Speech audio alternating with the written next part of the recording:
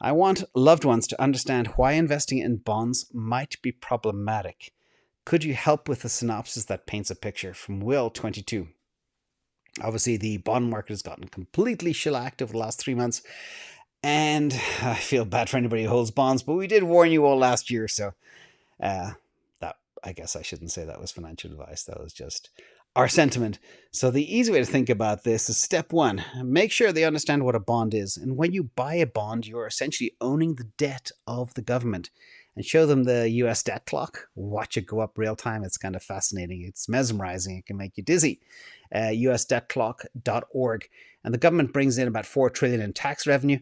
We just paid a lot, but it owes $30 trillion. But the real secret here is look at the unfunded debt. It is insane. The total amount of debt is about $90 trillion, but they bring in $4 trillion. Do you really want to own that? If that was a company, it would make I won't mention the name of the company. It look very well. Second thing, the government has already defaulted before. So people say US government has never defaulted on its debt. Well, show them this. This is Nixon talking about coming off the gold standard in 1971.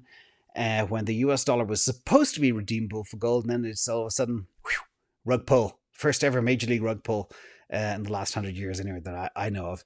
And the US no longer needs to hard default, so they can soft default because they did kind of a reset with the money printer. And it means if you own bonds, they can effectively devalue bonds, manipulating the interest rate and paying you back in inflated money. Money printer, they can run. So next, third, inflation. This is the killer.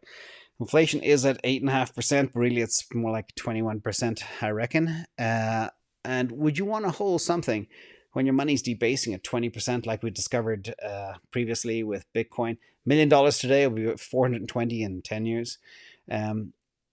Why put your cash in something that pays you 2% and it's falling by 20%? You're losing 18% a year. Probably, but mathematically, you're losing guaranteed 6.5 to 10%. And right now, the government can't even get any more commercial paper or foreign banks to buy their bonds.